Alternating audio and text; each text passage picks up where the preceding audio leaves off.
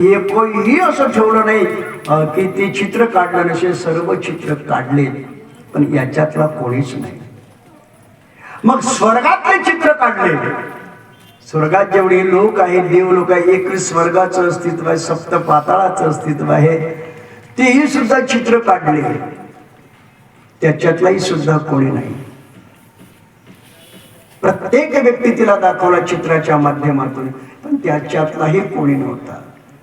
मग मृत्यू लोकातले चित्र काढायला सुरुवात केली. प्रत्येक प्रांत, देश, आधी असणाऱ्या सर्व तत्वातले चित्रलेखेने काढले. आणि नंतर योगायोगाने उत्तर प्रदेश, यूपी त्या सानिध्यामध्ये चित्र काढायला सुरुवात केली. नंतर मध्य प्रदेशमध्ये चित्र काढायला सुरुवात केली. महाराष्ट्राचे चित्र काढायला सुरुवात केली. बाउंड्रीचे चित्र काढायला सुरुवात केली. आणि अशा प्रकारे चित्र काढत असताना एक नगर, त्या नगरातील चित्र काढलं. आणि त्या नगरामध्ये यथार्थ रीतीने फार भयानक मोठं अशा प्रकारचं शिवमंदिराचं चित्र काढलं. आणि त्या शिवमंदिर एवढं जबरदस्त शिवमंदिर आहे, ते एवढं शिवलिंग आहे, त्याला शौनकपूर असं म्हणतात शास्त्रामध्ये. शौनकपूर ते लिंग एवढं मोठं की ते असं कवट्यातही सुद्धा आपल्या मावत नाही एवढं लिंग. आणि बाणासूर त्याची पूजा करतोय. त्या शोणितपूर मध्ये आम्हाला कीर्तनाचा योग आला होता. आपल्या महाराष्ट्राच्या बाउंड्रीवरच ते गाव आहे शोणितपूर म्हणून. फार सुंदर. आणि शिवलिंग आजही आहे, मोठं शिवलिंगाचं पाहायला मिळतं ते. आणि ते लोक सांगतात जे जाणकार, तिथे आहे सुद्धा तसं लिखाण केलेलं. हे बाणासुराने शिवलिंग स्थापन केलेलं आहे. आणि तो अशा प्रकारचा या ठिकाणी शिवभक्ती करत होता. आणि त्यांचा राजवाडा आजही आहे त्या ठिकाणी पडला झडलेला, तो मोठा अशा प्रकारचा पाहायला मिळतो आपल्याला. सुंदर नदी वाहते साईडने, भलं मोठं राजवैभवाचं गाव जरी पडझड झाली तरी सुद्धा दिसते. कारण जुने त्या ठिकाणी आपल्याला सुंदर पुरावे सापडतात. पण सुंदर प्रकारानं ते तत्व आहे. बाणासूर पूजा करायचा, भगवान सांब सदाशिवाची आराधना करायचा आणि राजकारभार चालवायचा. राक्षसी शिवभक्त होते. राक्षस होता पण शिवभक्त होता. हे यथार्थ तत्व त्यांनी त्या ठिकाणी निर्माण केलं. आणि एके दिवशी असणाऱ्या त्या चित्रलेखेने बाणासुराचं चित्र काढलं. बाणासुराचं चित्र काढलं आणि यथार्थ स्वरूपाने तिच्याच त्या नगरातल्या सगळ्यांचे चित्र काढले. तुझ्या नगरातच आहे का कोणी गावातच? अगं नाही ग, मी बघितलाच नाही तो अजून, अद्याप फक्त स्वप्नात बघितला. असं मग असणाऱ्या त्या चित्रलेखेने उत्तर प्रदेशातले चित्र काढायला सुरुवात केली. त्याच्यामध्ये वृंदावन, मथुरा, गोकुळ आणि द्वारिकेतलं चित्र काढलं. आणि द्वारिकेतल्या एका व्यक्तीचं चित्र काढायला सुरुवात केली. बलरामाचं चित्र काढलं. हा आहे थोडीशी छबी आहे, पण हा नक्कीच नाही. बर. त्याच्यानंतर कृष्ण परमात्माचं चित्र काढलं. हा आहे, आता तिला थोडं वाटायला लागलं. हा पण हा नाही, हाही सुद्धा नाही, आहे जवळपास पण तसा नाही. ठीक आहे. मग श्रीकृष्ण परमात्म्याचा पुत्र प्रद्युम्नाचं चित्र काढलं. त्या चित्रलेखेने का ग, हा तिने सांगितलं, हा आता थोडं जवळपास आलं पण हा नाही, आहे जवळपास पण हा मात्र नक्कीच नाही. अच्छा. प्रद्युम्नाचा जो पुत्र आहे अनिरुद्ध, त्या अनिरुद्धाचं चित्र काढल्या बरोबर ते चित्र पूर्णही झालं नाही तर हे लाजाला लागली. लाजले गे माया आता कवना वाळू, आता कवना वाळू, जिकडे पाहे तिकडे, जिकडे पाहे तिकडे अवघा शारंग धर. आई सुंदर वर्णन करतात. लाजली. आणि मग मात्र चित्रलेखा म्हणाले, का ग हाच आहे ना? हो ग हाच आहे. किती सुंदर. चित्रलेखा पण म्हणते अगो काय तुझी चॉईस आहे काय तुझी पसंत आहे, किती किती सुंदर आहे. पण चित्रलेखा पुन्हा म्हणाली, हे सखी, तू ज्या व्यक्तीला प्रसन्न केलं किंवा ज्या व्यक्तीला तू प्राप्त केलं स्वप्नामध्ये आणि तुला तो आवडला, त्याला त्याच्या घरून काढणं म्हणजे सिंहाच्या दाढेत हात घालणं आणि सुखरूप हात काढणं आहे. म्हणजे एवढा खतरनाक, हा त्याचा परिवारच एवढा खतरनाक आहे. बलराम श्रीकृष्ण परमात्मा प्रत्यक्षात या मुलाचा बाप प्रद्युम्न सामान्य नव्हे आणि हा अनिरुद्ध, याला तिथून आणणं म्हणजे अशक्य कोटीतली गोष्ट आहे. तुला हा प्राप्त होऊ शकत नाही, याचा नाद सोडून दे. चित्रलेखीने निर्णय दिला. ती म्हणाली, काय जर मिळाला तर याच्या सोबत जीवन जगेल, अन्यथा प्राण त्यागेल. कारण स्वप्नामध्ये त्याने माझ्याशी सुंदर अशा प्रकारची क्रीडा केली. माझा देह मी त्याला स्वप्नात दिला. ज्याला देह दिला मी, हा देह आता दुसऱ्या कोणालाही देणार नाही. चित्रलेखे, तू माझी अति जवळची आहेस, तुला म्हणून सांगते, जर मला हा मिळाला नाही ना तर मी प्राण त्याग करेल. प्राण ही आहे प्रेमाची शेवटची रीत. प्रेमामध्ये दिल्या जातं, मग काय दिलं जातं, प्राणही सुद्धा दिल्या जातो. नाही तर मग अलीकडचं प्रेम काय, त्या प्रेमात चव राहिली. मैं तुझे इतना प्यार करता हूँ कि तेरे लिए आकाश में से तारे तोड़ कर लाता हूँ. तारे नको तोडू, भाग करते. तारे कशाला तोड. गंभीर समस्या आहे हो दादा, पण काय करावं. जगभुलवी निर्माण झाली आणि त्या जगभुलवीच्या निर्माणी चांगल्या चांगल्या घरातले मुलं आणि मुली घर सोडून चालल्या. आई वडिलांना पताही लागत नाही आणि काहीतरी बाहेरून त्यांना अशा प्रकारचं सपोर्टिंग मिळते आणि चांगले चांगले घराणे बर्बाद होणार. मन दुखत. काय करावं. आई बाप घरात लक्ष ठेवतील, पण बाहेर गेल्यानंतर आपल्या मुला मुलीवर कोण लक्ष ठेवणार आहे. घरातले संस्कार घरात कामा येतील. काही जबरदस्त संस्कार धारण करणारे असले मुलं तर ते सुखरूप घरी येतील. नाही तर काही काही थोडी जरी पतन झाले ना तर मात्र ते घरी सुद्धा येणार नाही. डायरेक्ट हार घालूनच घरी येतील दोघे. पप्पा मम्मी आम्ही आलो,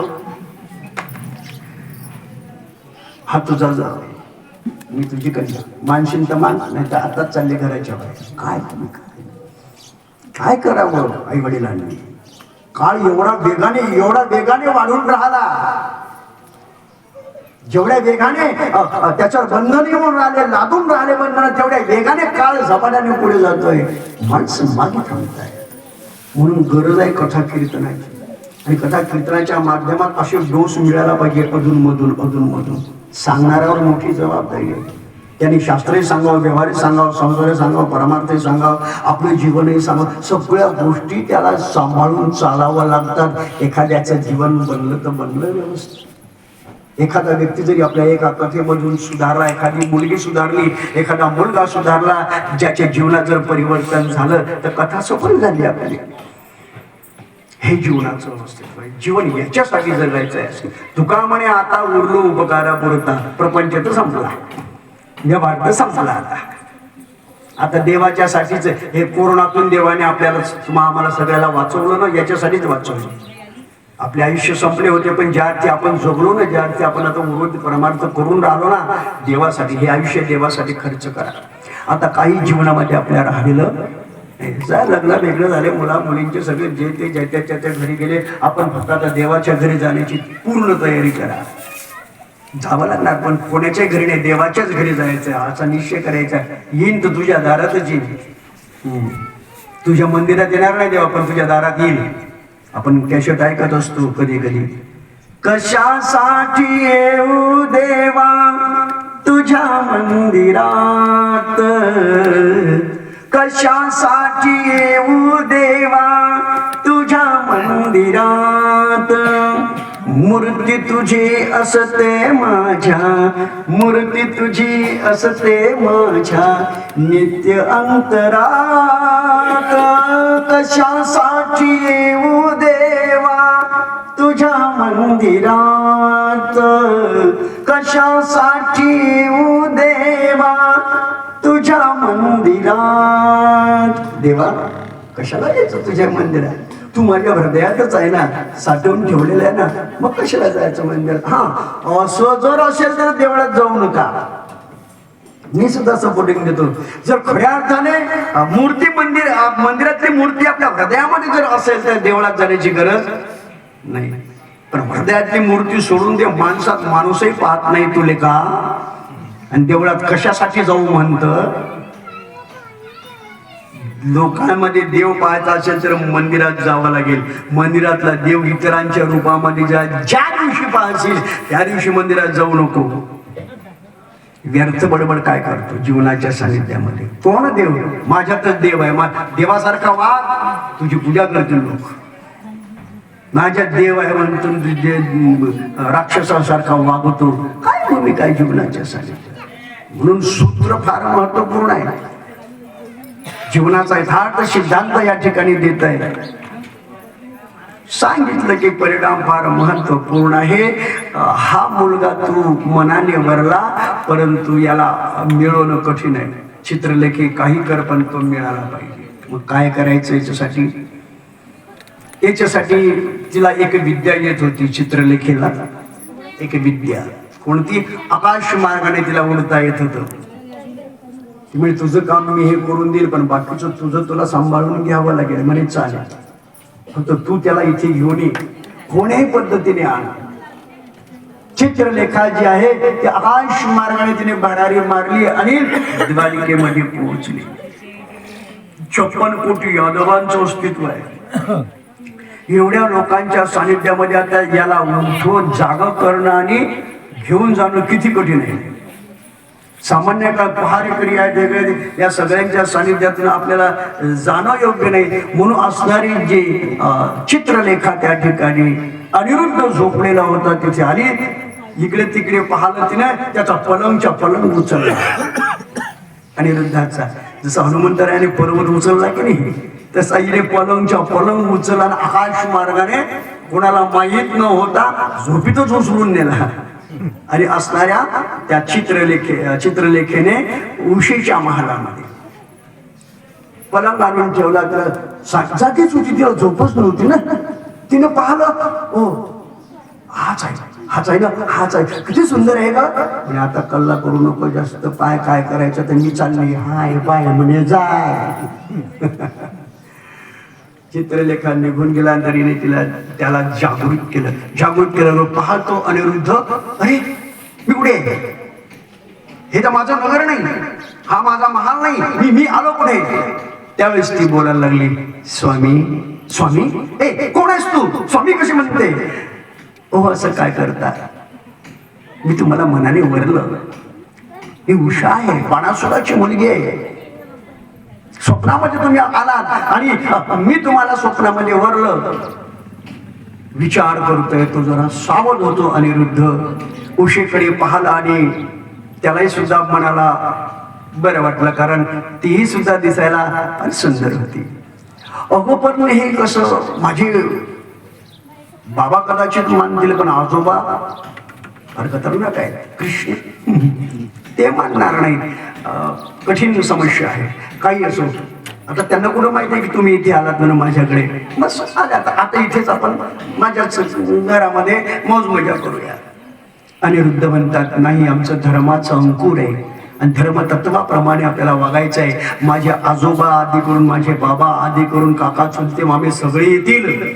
त्यांना माहिती पडलो मी इथे आहे, ते इथचं सगळं नष्ट होऊन जाईल आणि ते येण्याच्या अगोदर मीच हे नष्ट करून निघून जाईल. मी एकटाच कापी आहे तुमच्या नगराला. त्यावेळेस त्यांनी चरण पकडले आणि सांगितले, नाही स्वामी, असं नाही करू शकत तुम्ही. मी तुम्हाला मनाने वरलं, मी तन मन धन बाणी सर्वस्व तुम्हाला दिलं. जर तुम्ही मला मिळाला नाही तर मी तुमच्या चरणावर प्राण त्याग करेन. प्रेमाची परिसीमा निर्माण झाली. नाईलाज झाला अनिरुद्धाला. आता अनिरुद्धाचंही मन तिथे रमलं आणि वेळोवेळा तिचे पिताश्री यायचे तर याला लपून ठेवायची. पिताश्री बोलायचे, आता जरा तब्येत चांगली दिसायला लागली, विचारतायत बाणासूर बेटा बरी आहे ना तब्येत? हो पप्पा आता मस्त आहे एकदम, काही टेन्शन, नो टेन्शन, अटेन्शन. हा बरं वाटायला लागलं. बाणासूर गेला आणि विचार करू लागला, कधी न बोलणारी मुलगी अशा पद्धतीने बोलायला लागली, हिची बिमारी गेलीच कशी? कोणती औषधी दिली, कोणतं टॅबलेट दिलं, कोणतं लिक्विड दिलं की हिची तब्येत चांगली झाली? बोलवलं त्या दाशीला, चित्रलेखेला. तिला समजलं आता परीट आपली आहे. का आता चांगली दिसते, कोणतं औषध दिलं? थरथर कापू लागले. चित्रलेखा महाराज सगळं व्यवस्थित आहे, तुम्ही सांगितलं मी समजावलं, ती समजली. काय समजावलं तू? काय समजावलं तिला? ती कशी समजली? आता तिला सांगावं लागलं. जी घडलेली हकीकत संपूर्ण सांगितल्यानंतर क्रोध आला बाणासुराला. आणि बाणासुर म्हणतो, अनिरुद्ध कुठे आहे तो? अनिरुद्ध तिच्याच रूम मध्ये आहे. आता त्या ठिकाणी येतो आणि मुलगी हसत हसत बापाच्या समोर आली. बापा कसे आले? बाजूला मूर्ख मुली, कुठे आहे तो अनिरुद्ध? यांना कसं माहिती पडलं? ज्या मागच होती ती चित्रलेखा, ती म्हणते बापा काय करता येते तोच मारता. ठीक आहे. तिने आवाज दिला, अनिरुद्ध. अनिरुद्ध पडद्याच्या बाहेर आला. आता हिम्मत धरली तिनं, क्योंकि प्यार करने वाले कभी